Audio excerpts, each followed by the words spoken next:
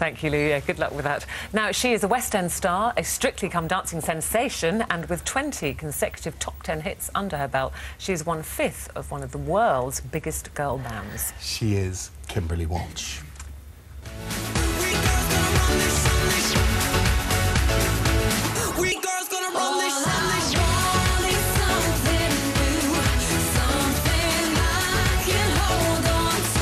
Our expectations are huge.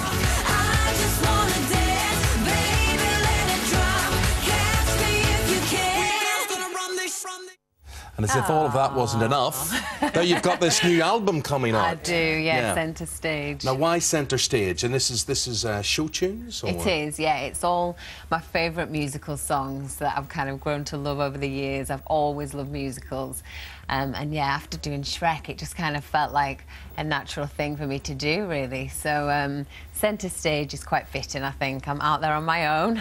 Yes, now is that scary? A scary prospect? Yeah, you've had the girls behind you all the time. Exactly. It's so much easier to perform and do interviews, do everything with the girls because, you know, you've got that backup. But it's good to put yourself, you know, out of your comfort zone and try new things. And also very much out, well, not out of your comfort zone, but in terms of how the public know you. Exactly. To suddenly be doing a musicals album, it takes you away slightly from that pop image. Yeah, it does. I think people were like, really, musicals? But for me, I've always sang musical theatre. You know, I trained at stage school and it was always musical theatre for me, so it's quite a natural thing. Before you went to stage school, yes, as a little kid, were you the sort, did you get up on the table and sort of perform for your aunties and uncles? Yeah, I was terrible, like terrible for that. Like, you couldn't shut me up.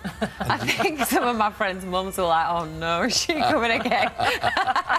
And do you remember what your first song was, or what the one was that gained applause for you? Yeah, I think it was Castle on a Cloud from Les Miserables, and I actually played the young Cosette then at 12 at the Manchester Palace, but that would be like my party piece, yeah, to get up and See, sing. I don't know that because I'm just convinced that would be the most miserable night out to watch that. I've no intention of seeing the film, I've no intention of seeing the stage show, but everybody says it's very good. Yeah, I love it, but I love the drama of it, you know, I love the story. I think you have to really get into the music and feel it, or it could be, as you say, quite a miserable 3 hours for you. From your end of the world, yes, did you ever hear of Freddie and the Dreamers? I've heard of it. Yes, well, back in the day, when I was very young, I remember that was the first song I sang. Oh. You were made for me. I do know Everybody that. tells me so. It's going to be singing that all day now. What did you sing? Pinky and Perky. Yeah, that would be right. Yeah. You had the voice for that. That was the good thing. And I see in the video for the single from the album, you've dragged Pasha in. I have, yes. You didn't leave Strictly behind completely. No, it's really hard, you know, to like properly hang up your dancing shoes. You really, really miss it. I think you put so much time and effort into getting better at something, and then just to stop, it's like, oh.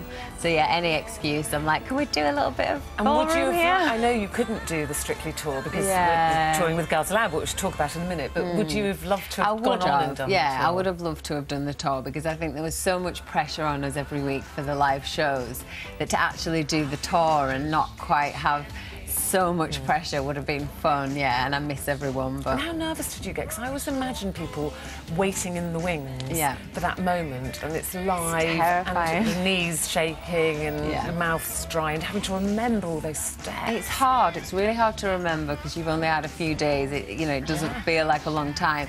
And then the whole evening, you're kind of watching other people doing a completely different dance, and you're like, oh no, is it cha-cha-cha? Then I step there, and you're just like trying to go through it all in your head. It's been absolutely brilliant. I think must be horrible. But you see, you're finding out so much about yourself, which I suppose you have to push yourself, because you have to know, can you do it outside Girls Aloud? So what have you found out about yourself as you grow up? Yeah, no, you're right, actually. I think doing Shrek in the West End was a huge challenge, and I kind of, you know, conquered a few fears there, and then I did Strictly, and that was a lot of pressure as well. And yeah, I think they've all helped me grow as a performer and just grow in confidence, you know, being out there on your own when you've always had the support of 4 of the girls is hard. It takes some getting used to. You've all kind of gone off and done your own thing, and now you're back together, so now you're touring. So you're rehearsing at the moment? So I'm rehearsing for the tour at the moment, yeah. I shall go there when I finish here. It's all coming together really well, actually. It's going to be a really good show, and that feels like the easy part. It's like, oh yeah, I know this. Love Machine, yeah, I remember that. But there's a lot of dance routines as well. There is, actually. Girls Aloud, isn't there? There is a lot, and it's quite a long show, so yeah, we're getting put through our paces. Are they all looking to you now going, well, you're the dancer now? They were actually taking the mick out of me in rehearsals the other day because I was telling one of the dancers off for his posture. Oh, get you. And they were like, look at her, Strictly Kimber, what's happened to her? But I couldn't resist. Very good. How long is this tour going to be?